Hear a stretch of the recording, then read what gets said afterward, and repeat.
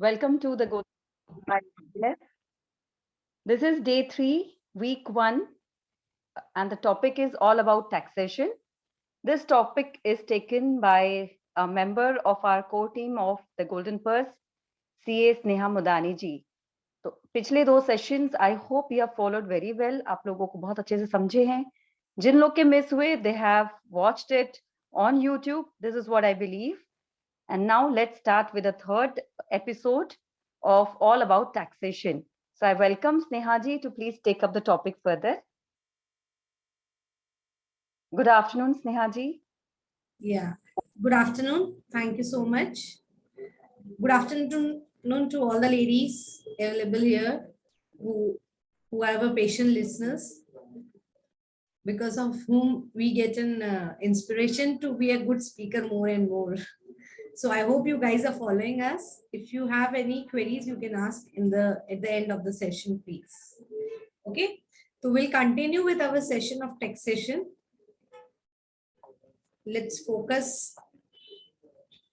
Just a briefing up of what we have done for 2 days. What we have understood in 2 days is what is the taxation, like the taxation is being charged on what. Okay, it is charged on our income, and the taxation is and the slabbing of taxations, what we have learned in our first chapter.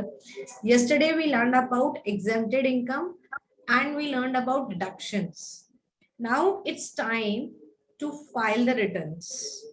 Okay, अभी we have to file the returns now. हमें अब returns को file करना पड़ेगा. तो उसके लिए कुछ important चीज है, कोई important document है जो हमारे पास ready होना चाहिए. तो वो important documents मैं पहले आपको समझा रही हूँ जो आप return filing के पहले ready रखेंगे. उसके बाद आप अपने CAs के पास approach कर सकते हैं returns file करने के लिए.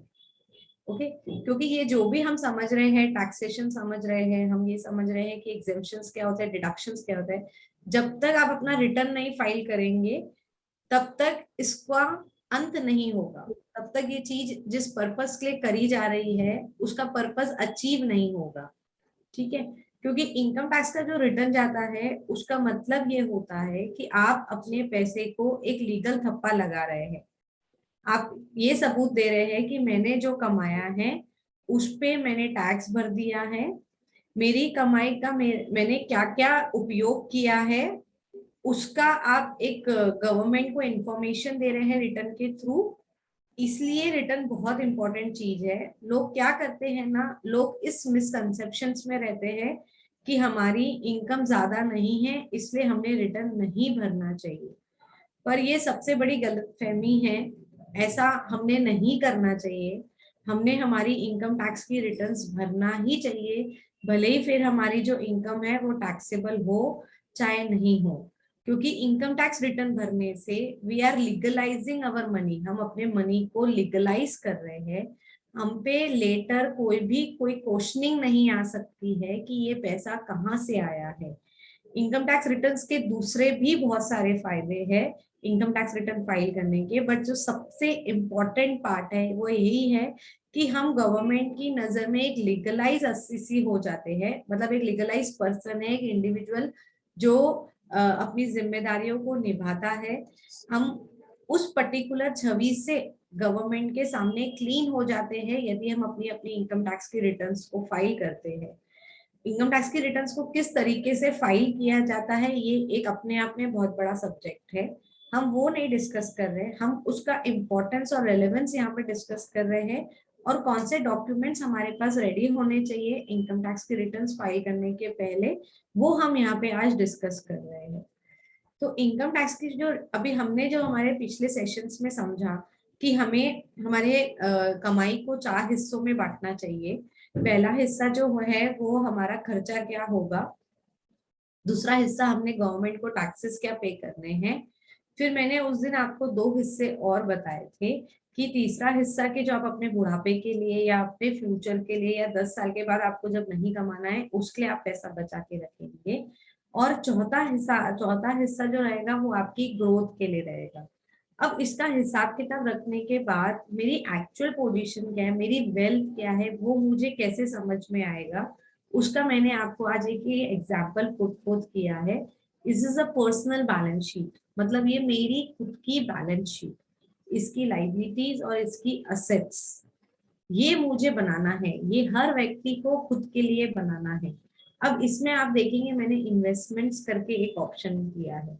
इन्वेस्टमेंट्स यानी क्या होता है? इन्वेस्टमेंट्स यानी जो शेयर्स मैंने खरीदे, टीवी यदि मैंने खरीदी, मेरे नाम पे कोई घर है, मेरे नाम पे कोई ज्वेलरी है, मेरे नाम पे कोई म्यूचुअल फंड्स है, या मैंने पीपीएफ खोला है, या मैंने एलआईसी खोला है, ये सब क्या है? ये सब मेरा इन्वेस्टमेंट है। तो ये यदि मैं अपनी पर्सनल बैलेंस शीट बनाऊं और उसमें ये सब चीजें लिख के रखूं असेट साइड में, क्योंकि ये सब मेरी क्या है? ये सब मेरी असेट है, ये सब मेरा ये सब मेरी जमा पूंजी है जो बाद में मुझे काम आने वाली है। तो दिस इज माय असेट, इसलिए हम इसको असेट साइड में लिखते हैं। तो कल हम जितने भी डिडक्शंस हम पढ़ रहे थे, हमने डिडक्शंस में क्या पढ़ा कि आप पीपीएफ में पैसा डालो, वो आपके लिए डिडक्शन मिलेगा, आप एलआईसी में पैसा डालो तो आपको डिडक्शन मिलेगा। फिर हमने लिखा कि उसमें कुछ म्यूचुअल फंड्स रहेंगे, कुछ पॉलिसी लेंगे, हम मेडिक्लेम पॉलिसी लेंगे, कुछ हमने एजुकेशन लोन लिया है तो उसका हमें बेनिफिट्स मिल पाएगा। पर ये जो बेनिफिट्स है ये अल्टीमेटली क्या है? ये जो हम पॉलिसीज लेते हैं, इसके जो प्रीमियम हम पे करते हैं उसके हम इधर अभी डिडक्शन ले लेते हैं। बट लोगों को सालों हो जाते हैं, उनको यही पता नहीं होता है कि उनके पास कितनी पॉलिसी है, या उनको ये पता नहीं होता है कि उनकी पॉलिसी की अभी वैल्यू क्या है। तो ये जो आप पर्सनल बैलेंस शीट बनाएंगे, इससे आपको ये समझेगा कि आपके जो वेल्थ, मतलब आपने जो इन्वेस्टमेंट्स किए उसकी वेल्थ क्या है, उसकी पोजीशन क्या है। इसलिए इसको एवरी ईयर आपको अपडेट करना है। जैसे कि आपने सपोज कोई यूनिट लिया, कोई पॉलिसी लिया, और उसका जो सम एश्योर्ड, जैसे वो मार्केट से लिंक्ड है, ओके, म्यूचुअल फंड्स जो होते हैं ये मार्केट से लिंक होते हैं, तो इसकी करंट पोजीशन क्या है? एवरी ईयर आपको मार्च के पहले उसका वैल्यूएशन चेक करना है कि अब कितने यूनिट्स रह गए हैं और आज की तारीख में उसकी वैल्यू क्या है, और आपको अपनी बैलेंस शीट में इसको अपडेट करना है कि मेरी बैलेंस शीट में, अच्छा आज की तारीख में मेरे पास कितना पैसा है। हमने पॉलिसी ले लिया, हमको पॉलिसी के 5 साल बाद कुछ पैसा मिलने वाला है, पर वो लोगों को पता ही नहीं होता है कि उनको 5 साल के बाद कितना पैसा मिलने वाला है, वो बस प्रीमियम पे करते रहते हैं। तो हमें क्या करना है? हमें यहाँ पे लिखना है कि ये पॉलिसी है, ये इतने साल की है, इस दिन चालू हुई है, और ये मेरी कौन से साल में खत्म होने वाली है, और 5वें साल में मुझे कितना पैसा मिलने वाला है। तो ये आपको अपने खुद के लिए बनाना है। इसके अलावा लोगों के पास और भी दूसरे कोई असेट्स रह सकते हैं, जैसे आपने किसी को लोन दिया है, कुछ एडवांस में पैसा दिया हुआ है, तो वो आप यहाँ पे दिखा सकते हैं। आपको आपका जो टीडीएस कटता है, वो जो टीडीएस है वो भी आपका एडवांस टैक्स है, तो वो भी आपके लिए एक असेट है। वो आप गवर्नमेंट से, जब तक आप इनकम टैक्स के रिटर्न्स नहीं भरेंगे, आप अपना टीडीएस क्लेम नहीं कर सकते हैं, वो लैप्स हो जाता है। तो जो टीडीएस मेरा कटता है, मतलब टैक्स डिडक्टेड एट सोर्स जो मेरा कटता है, वो इनकम टैक्स की रिटर्न फाइल करे बिना नहीं क्लेम किया जा सकता है। इसलिए भी मुझे इनकम टैक्स की रिटर्न फाइल करना बहुत जरूरी है, क्योंकि बहुत सारे लोग ऐसे हैं जिनके टीडीएस कटते हैं, उनको नहीं समझता है, वो इनकम टैक्स की रिटर्न फाइल नहीं करते हैं और उतना वो नुकसान पाते हैं। अब आगे इसमें एक स्ट्रिक्टनेस भी आने वाली है। सपोज आपका टीडीएस कटता है और आप इनकम टैक्स की रिटर्न नहीं फाइल करते हैं, तो आप ये लेके चलिए कि आपका पैन नंबर ट्रेस करके कल आपके घर में नोटिस आएगा ही कि आप इनकम टैक्स की रिटर्न क्यों नहीं फाइल कर रहे। और फिर वो जो नोटिस आएगा उसके बाद जब आप रिटर्न फाइल करेंगे तो वो आपको पेनल्टियों के साथ भरनी पड़ेगी। जो काम आपका सिर्फ बहुत ही आसान था, यदि आप एक दिन अपने निकालते और सीए के पास जाके अपनी रिटर्न भरा लेते, तो ये पेनल्टीज आपको नहीं लगती। वो काम को आप अपने खुद के लिए कॉम्प्लिकेट कर देते हैं यदि आप इनकम टैक्स की रिटर्न्स को प्रॉपरली फाइल नहीं करते हैं। इनकम टैक्स की रिटर्न फाइल करने के लिए यदि ये इंफॉर्मेशन आप खुद के लिए बनाना चालू कर लेंगे, तो ये आपको हेल्प करेगा बेसिकली, क्योंकि ये आपके सीए को भी हेल्प करेगा ये समझने के लिए कि आपका अल्टीमेटली इन्वेस्टमेंट्स किधर है, आपका वेल्थ किधर है। यदि आपने कोई इंफॉर्मेशन उन्हें जो कंप्लीट नहीं दी है, वो यहाँ से वो इजीली ट्रेस कर सकते हैं। आप आपके कैश और बैंक बैलेंस के आप अपने कैश और बैंक बैलेंस के बैलेंसेस लिखिए, आप कौन से बैंक में अकाउंट है। इस तरीके से आपको सारे बैंक अकाउंट एक जगह लिखे हुए दिखेंगे आपकी बैलेंस शीट में। आपको पता रहेगा आपके पास कितने बैंक अकाउंट्स है। ये जो पर्सनल बैलेंस शीट बनाने की आदत यदि आपने डाल ली तो इससे अच्छा आपकी लाइफ में और कुछ नहीं हो सकेगा, फ्रैंकली स्पीकिंग। क्योंकि ये आपके, यदि आपके कल को लाइफ में, जैसे लाइफ जो इतनी अनसर्टन है, कल आपको कुछ हो भी जाता है और आपके घर वालों के पास आपकी ये जो पर्सनल बैलेंस शीट है ये अवेलेबल है, तो ये उनको एक इजी एक्सेस दे सकती है आपके इन्वेस्टमेंट्स जो आपने किए हैं। यदि किसी ने क्लेम किया कि उन्होंने आपसे लोन लिया हुआ था, मतलब आपने उनसे लोन लिया हुआ था और आपने वापस नहीं किया है, यदि वो आपकी पर्सनल बैलेंस शीट में मेंशन है तो आप भी वो सतर्क हो सकते हैं कि हाँ इन्होंने लिया था। पर यदि आप अपनी पर्सनल बैलेंस शीट बनाते हैं और उसमें आप मेंशन कर रहे हैं कि कोई लोन नहीं लिया, तो कोई थर्ड पार्टी उससे क्लेम भी नहीं कर सकती है कि भाई इन्होंने लोन लिया था। तो आपको भी पता रहता है कि आपके घर वाले की स्टेटस क्या है। मतलब यहाँ पे आप अपनी असेट्स तो बिल्ड करते जा रहे हैं, लेकिन आप ये जो असेट्स बिल्ड करने के लिए बाहर से पैसा यदि लेते जा रहे हैं, लोन उठाते जा रहे हैं, तो आपका जो कैपिटल है वो टू दैट एक्सटेंट कम हो रहा है। क्योंकि capital is what, capital is ये सारी असेट माइनस ये जो दो लाइबिलिटीज के मैंने एग्जांपल्स कोट किए हैं, इनको माइनस करके मेरा कैपिटल बनता है ना। क्योंकि अल्टीमेटली सिर्फ मैं असेट साइड थोड़ी देखूंगी, यदि मुझे किसी को कुछ देनियार भी है, यदि मैं किसी का कुछ लेके भी बैठी हूँ और मुझे वापस करना है, तो वो मेरे लिए भी एक लाइबिलिटी है जो अल्टीमेटली मेरे कैपिटल में से मैं पे करूंगी। तो ये जो कैपिटल होता है ये बहुत इंपॉर्टेंट पार्ट होता है। दिस इज बेसिकली, ये जो होता है ये हमारा नेटवर्थ होता है। इस कैपिटल के बेसिस पे ही हमें सारी पॉलिसीज में इन्वेस्ट करना मिलता है। हमारे प्रीमियम्स के अमाउंट भी इसके बेसिस पे डिसाइड होते हैं कि हमारा, यदि हमें हमारा प्रीमियम का कोई अमाउंट कम कराना है और हमारे पास एक अच्छी कैपिटल है तो वो कम हो सकता है। तो इसीलिए बहुत रेलेवेंट होता है कि हम समझे इस चीज को कि कैपिटल क्या होता है। कैपिटल इज बेसिकली इस असेट्स को लाइबिलिटी से जब हम माइनस कर देंगे, मतलब जो हमारा है और जो हमको देना है, इन दो चीज को जब हम माइनस करते हैं तो वो हमारा कैपिटल बन जाता है। तो हमें ये चीज ध्यान में रखनी है कि हम हमारे जब पर्सनल बैलेंस शीट बना रहे हैं और हमें कोई लोन भी चुकाना है, फिर भले ही वो हाउसिंग लोन हो या कोई एजुकेशन लोन हो, या हमने कोई मार्केट से किसी से लोन लिया है, या हमने बैंक से कोई पर्सनल लोन लिया है, तो वो भी हम यहाँ पे लिखे और वो भी हम यहाँ पे लिख के रखे। क्योंकि उसका जो ब्याज है उसका स्पेशली डिडक्शंस मिलते हैं जो लोगों को अवेयर नहीं रहते हैं, और वो अननेसेसरली अपनी कमाई पे टैक्स भरते रहते हैं। ये पर्सनल बैलेंस शीट क्यों इतनी इंपॉर्टेंट है? ये पर्सनल बैलेंस शीट इसलिए इतनी इंपॉर्टेंट है कि ये जो असेट साइड में मैं लिखूंगी इस पे मैं कमाऊंगी। कमाने के जरिए अलग अलग हो सकते हैं।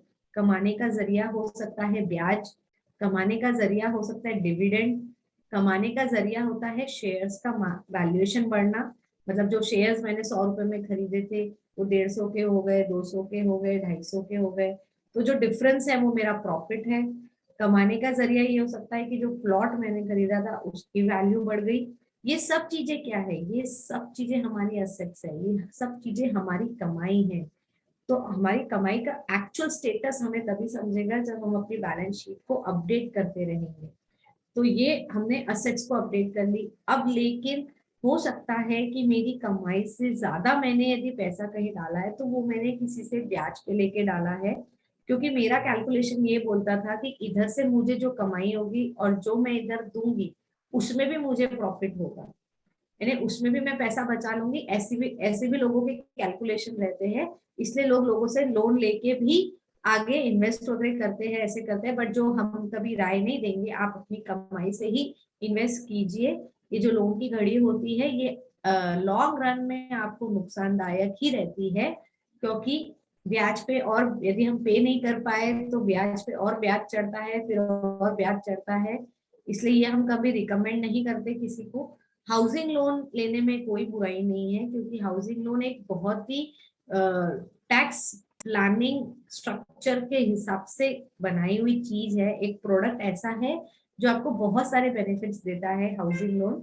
इसलिए यदि आप घर लेते हैं तो हाउसिंग लोन लेना एक प्रेफरेबल चीज मानी जाती है। उसका रीजन यही है कि हाउसिंग लोन जो प्रोडक्ट है उसमें बहुत सारी क्वालिटीज है। वो आपको इनकम टैक्स में डिडक्शन में से भी बचाता है, उसका ब्याज भी माफ किया जाता है, दूसरा हमारा घर बनता है जो हम ऐसे बना नहीं पाते हैं।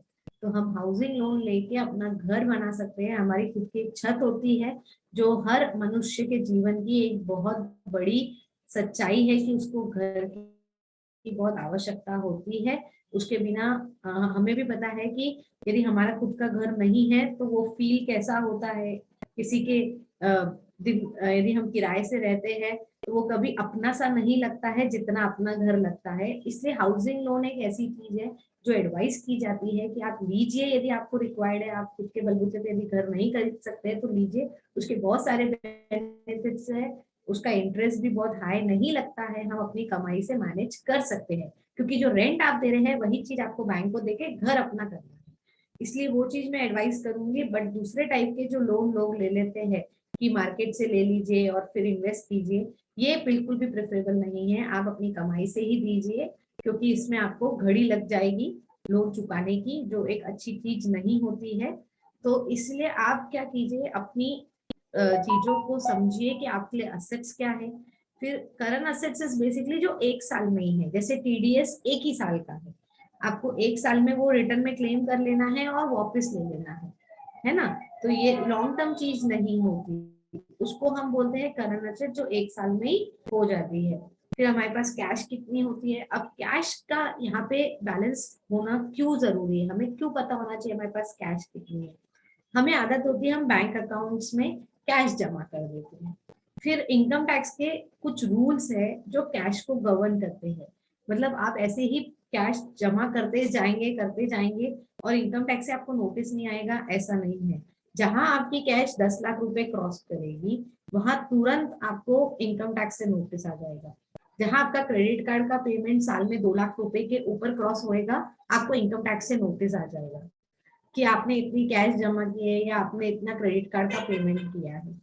तब आप आंसरेबल नहीं रहेंगे कि ये कैश आपके पास कहाँ से आई।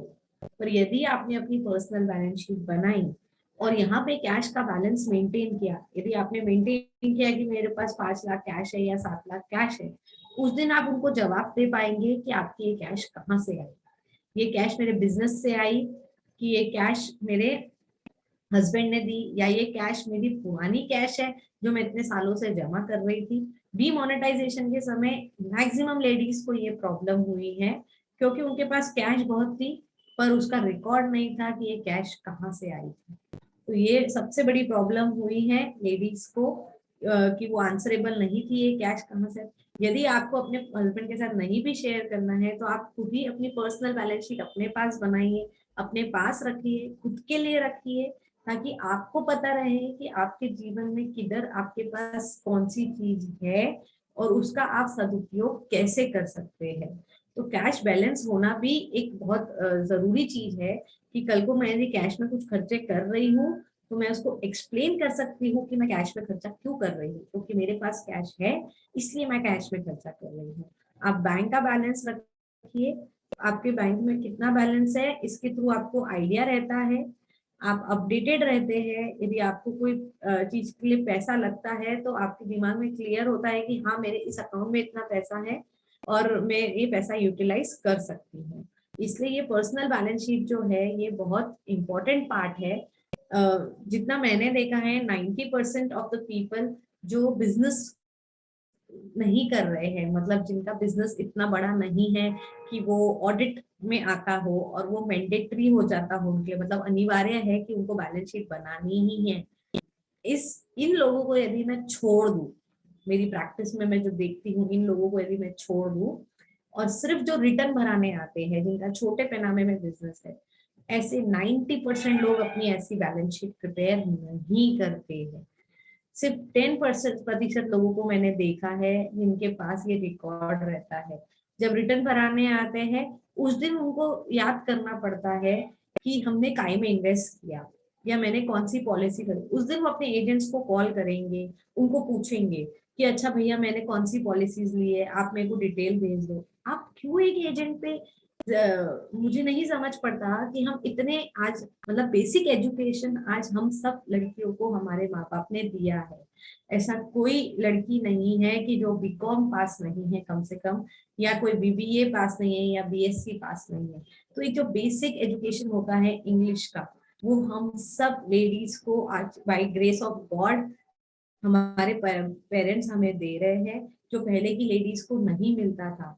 तो फिर भी हम इतनी चीजें क्यों नहीं अपने लिए बना सकते कि हम हमें ये तो पता हो कि हमारे पास क्या है। फॉरगेट कि हमें अपने हस्बैंड को हेल्प करना है, या यदि कुछ लोगों का होगा कि नहीं भाई मेरे हस्बैंड को नहीं चाहिए मेरी हेल्प, मैं क्यों ये फाइनेंशियल लिटरेसी अपनी अपनाऊं, मैं क्यों इतनी अपडेट रहूं। तो फॉरगेट कर दो, नहीं आपके हस्बैंड को आपकी हेल्प चाहिए मत दीजिए, कोई प्रॉब्लम नहीं है। यदि वो समझते हैं कि वो सक्षम है, वो सब कुछ बहुत अच्छे से कर सकते हैं, कोई तकलीफ नहीं। बट मैं जिंदगी में किधर स्टैंड करती हूँ, ये हर लेडी के लिए जानना बहुत जरूरी है। और ये यदि आप पर्सनल बैलेंस शीट बनाने की आदत डाल दे, तो ये जो क्वेश्चन है जो आप अपने आप से पूछते हैं कि मैं किधर खड़ी हूँ, वो आंसरेबल हो जाएगा। वो आपको आंसरेबल होएगा क्योंकि वो आपकी असेट्स बताएगा, वो ये बताएगा कि आपके पास कैपिटल कितनी है।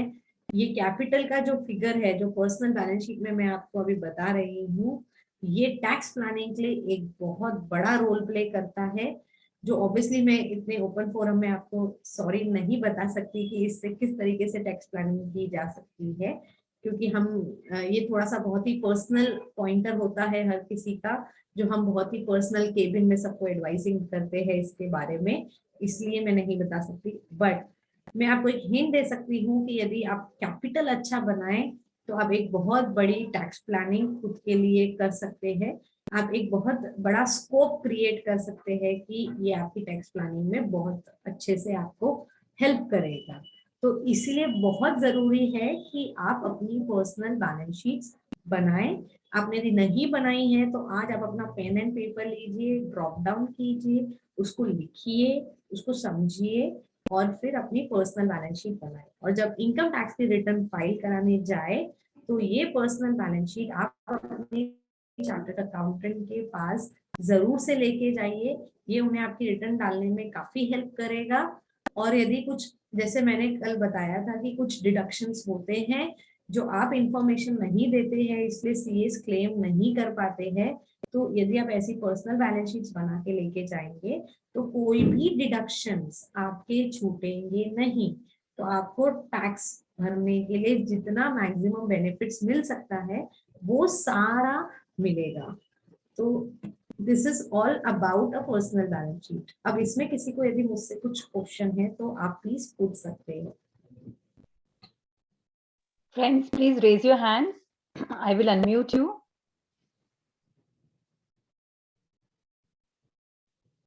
Okay, thank you ma'am, thank you Saraswati ji. If any बस एनी है, मैंने स्पेशली ये सेशन सिर्फ पर्सनल बैलेंस शीट पे फोकस किया है ताकि इसको आप समझिए। ये एक बहुत इंपॉर्टेंट डॉक्यूमेंट है जो हर लेडी ने प्रिपेयर करना चाहिए खुद के लिए, इसलिए मैंने इसमें आज ज्यादा कंटेंट्स नहीं डाले, सिर्फ पर्सनल बैलेंस शीट्स पे आज का सेशन फोकस किया है। आज का होमवर्क आपसे रिक्वेस्ट रहेगा कि आप सब अपना अपना पर्सनल बैलेंस शीट बनाएं। TDS is tax deducted at source, PhD। This is basically क्या होता है, TDS में आपको एक शॉर्ट में समझा देती हूँ ताकि जो दूसरी लेडीज है उनको भी बेनिफिट हुए। जैसे कि आप किसी के पास सैलरीड पर्सन है, ठीक है, उनके ऊपर लाइबिलिटी होती है कि यदि आप एक सैलरीड क्लास पर्सन है, ओके, और आपकी जो इनकम है वो 5 लाख के ऊपर क्रॉस होती है तो वो टैक्सेबल होती है, राइट। तो उनके ऊपर लाइबिलिटी है कि वो प्रायोरिटी पे आपको सैलरी देने के पहले ही वो टैक्स को डिडक्ट करे और गवर्नमेंट के को जमा करे। तो जब वो लोग जमा करते हैं तो वो आपके पैन नंबर के आगे आपका TDS जमा करते हैं, that is called tax deducted at source. ऐसे अलग अलग हेड्स है जिसमें जो बिजनेसमैन है उनके ऊपर लाइबिलिटी है कि यदि वो इस प्रकार का एक्सपेंस पे कर रहे हैं जैसे कमीशन, रेंट, तो उनको TDS काट के आगे वाले को पेमेंट करना है और TDS गवर्नमेंट के पास उनके पैन नंबर के अगेंस्ट जमा करना है। और जब आप इनकम टैक्स की रिटर्न फाइल करते हैं तो ये जो टीडीएस आपके नाम पे कटा है ये आपके अकाउंट में रिफ्लेक्ट होने लगता है और ये आप इनकम टैक्स की रिटर्न फाइल करते टाइम क्लेम कर सकते हैं। दिस इज बेसिकली आपने एक प्रकार का एडवांस टैक्स गवर्नमेंट को पे किया है। I hope you are clear on this part. Jewellery का वैल्यूएशन कैसे मेंशन करना है? देखिए, यदि आपने ज्वेलरी प्रॉपर बिल लेके खरीदी है तब तो आपके पास इनवॉइस होगा, राइट? तो आप उस इनवॉइस का जो वैल्यू है वो आप उसमें पे कर सकते हैं, क्योंकि आपने भी मतलब ज्वेलरी यदि खरीदी था तो बैंक से पेमेंट किया होगा या कैश से पेमेंट किया होगा, तो सेकेंड इफेक्ट वहां पे आया ही है उसका। तो आप उस ज्वेलरी का वैल्यूएशन बिल के हिसाब से दिखा सकते हैं। यदि आपने इनवॉइस के थ्रू नहीं किया है तो जो ग्राम होता है हमारा, हमें पता होता है कि हमारी ज्वेलरी का ग्राम कितना है, कितने ग्राम, मतलब आपको ये तो आइडिया होगा ही आपकी ज्वेलरी कितने ग्राम्स की है। तो अभी जो रेट आपने जब खरीदा था तब जो मार्केट में रेट था उस रेट के हिसाब से आप अपनी ज्वेलरी को वैल्यू करके अपनी पर्सनल बैलेंस शीट में दिखा सकते हैं। और हर वुमेन्स को अभी गवर्नमेंट ने 600 ग्राम तक एग्जाम किया है। मतलब यदि 600 ग्राम ज्वेलरी आप दिखाते भी है तो आपको क्वेश्चनिंग नहीं किया जाएगा कि ये ज्वेलरी कहाँ से आई है। इट इज एज्यूम कि आपको शादी वगैरह में मिली है आपके पेरेंट्स से, तो ये आपकी वेल्थ इंक्रीज करती है। कभी कभी बैलेंस शीट बनते समय कैश की जरूरत होती है। स्नेहल जी, आपका क्वेश्चन थोड़ा मुझे क्लियर नहीं हुआ है। Can you please unmute yourself and ask if you can? Please raise your hand. Snehal कामले जी।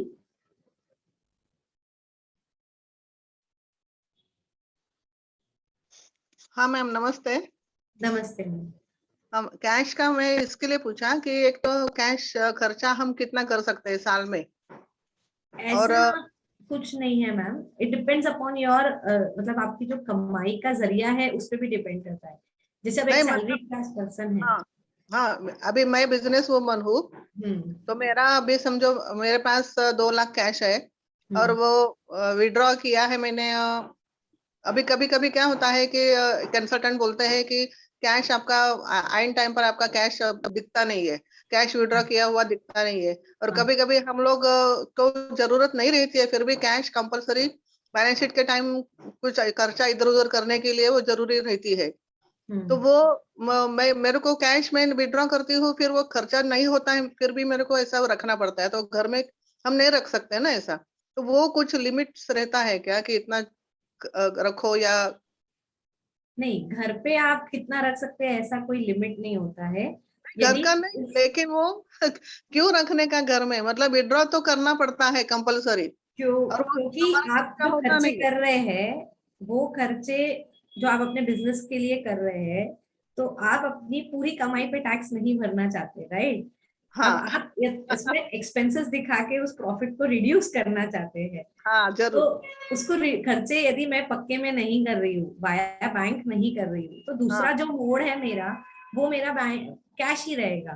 पर यदि आप कैश विड्रॉ ही नहीं करोगे तो मेरे पास यदि कैश मैंने विड्रॉ ही नहीं करी, मेरे पास कैश का कोई मतलब कोई और ऐसा सोर्स ही नहीं है कि मेरे हाँ पास कैश थी, तो हाँ बेचारा सीए कहाँ से खर्चे डालेगा? नहीं तो वो हमें हर साल मेरे को गुस्सा करता है कि मैडम कैश रखो कैश रखो। और कभी कभी अभी क्या हम लोग का सब ऐसा, मतलब अभी हमारा हम सीनियर सिटीजन है तो खर्चे कोई ज्यादा होता ही नहीं है ना पहले। आप अपनी यंग बाई को जो पेमेंट देते हैं मैम वो कैश में दीजिए। आप जो ब्यूटी पार्लर का पेमेंट करते हैं वो कैश में दीजिए। नहीं नहीं, ऐसा वो तो कर रही हूँ फिर भी पैसा बच जाता है तो वो पैसा हमको संभालना भी मुश्किल हो जाता है। आप धीरे धीरे उसका कैश गिफ्ट दे सकते हैं, आप अपने बच्चों को दे दीजिए हाँ और उनके अकाउंट में डाल दीजिए। ओके, ठीक है, थैंक यू। हाँ। ये 600 ग्राम का जो है, this is overall, this is not per year.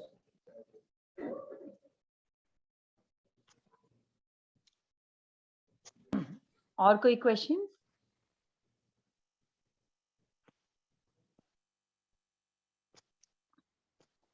समय हो चला है. Any more questions? Yes, ladies.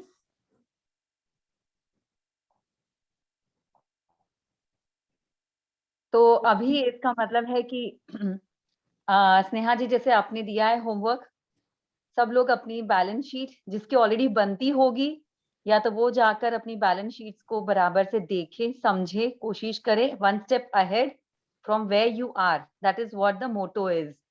अगर आपकी बैलेंस शीट नहीं बनती है तो आप बनाइए, और अगर बन चुकी है तो उससे फिर से आप डिटेल में देखिए कि वो कैसे बनी है और किस तरह से वर्कआउट की गई है. Yes, one hand raise is here. Santosh Bajaj ji, आप पूछ सकते हैं.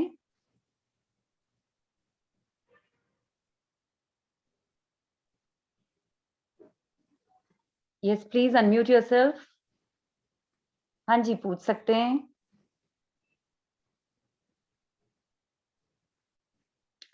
ओके. हेलो. हाँ जी. अभी किसी के पास में 600 ग्राम से ज्वेलरी ज्यादा है तो कैसे करना चाहिए? यदि पक्के में ली हुई है तो कोई टेंशन नहीं है, आप फिर भी दिखा सकते हैं, बस आपके पास बिल होने चाहिए उसके. मैम बिल नहीं है. अभी समझो अपने को मदर की तरफ से या इन लॉज की तरफ से अगर मिला है सपोज. यदि बहुत पुराना है, यदि मतलब हाँ. आपकी उम्र यदि बहुत पुरानी है तो कोई तकलीफ नहीं है, आप ज्यादा भी दिखा सकते हैं, क्योंकि इतने सालों में हम इतना एक्यूमुलेट कर लेते हैं. पर यदि हमारी एज छोटी है तब ये चीजें तकलीफ क्रिएट कर देती है. हम तो सीनियर सिटीजन है सपोज. हाँ, अभी वो तो मैं समझो. आपकी आवाज से समझ गई. तो आपको इतना तकलीफ नहीं जाएगा. नहीं तो इसका कोई चेकिंग वगैरह इसका भी हम लोग कभी डिफाइन नहीं किए ना कि इतना हमारे पास ज्वेलरी है. देखिए, दिखाना तो क्या है, हर साल चाहिए. दिखाना चाहिए. जो मैं एडवाइस करूंगी, जैसे अब आगे से आप अपने रिटर्न डाल रहे हैं, थोड़ा थोड़ा हाँ. हर साल जोड़ते जाइए उसमें, कि हर साल अच्छा. इतना खरीदा, हर साल इतना खरीदा. नहीं अभी कोई परचेज तो नहीं कर रहे. बेटियों को शादियों में परचेज किया, उनको दे दिया. तो जो अभी भी हमारे आप दिखा पास सकते हैं. आप ज्वेलरी खड़ी कर दीजिए, दूसरा इफेक्ट कैपिटल में दे दीजिए, आपका कैपिटल उतने से बढ़ जाएगा. अच्छा, थैंक यू. ओके. यहाँ पर पूछा गया है कि कोई एक मॉडल बैलेंस शीट अगर मिल सकती है सैंपल देखने के लिए, रेफर करने के लिए. Yes, I will post it in the group. Leena ji का क्वेश्चन है कि 25 साल पहले जो गोल्ड है उसको उसका क्या करना है? Can we show it? 25 साल पहले के गोल्ड का वैल्यू तो इतना नहीं रहता है, तो आप आराम से मतलब दिखा सकते हैं आपकी बुक्स में, कोई तकलीफ नहीं है. पर लेकिन जो हमारा एडवाइस रहता है कि यदि आप मतलब प्रॉपर प्लानिंग से थोड़ा थोड़ा करके दिखाए तो ही ठीक रहेगा, क्योंकि आज की तारीख में यदि आप दिखाने जाएंगे पूरा एक साथ तो आपने आज तो नहीं खरीदा है, फिर आपको उसका सोर्स बताना पड़ेगा कि इतना गोल्ड कैसे आया. आप लोग सभी जो भी क्वेरीज हैं वो सारी क्वेरीज आप तुरंत से व्हाट्सएप ग्रुप में डाल दीजिए, so that whatever is there she can come back to you in the WhatsApp chat. Please do not miss to ask the question.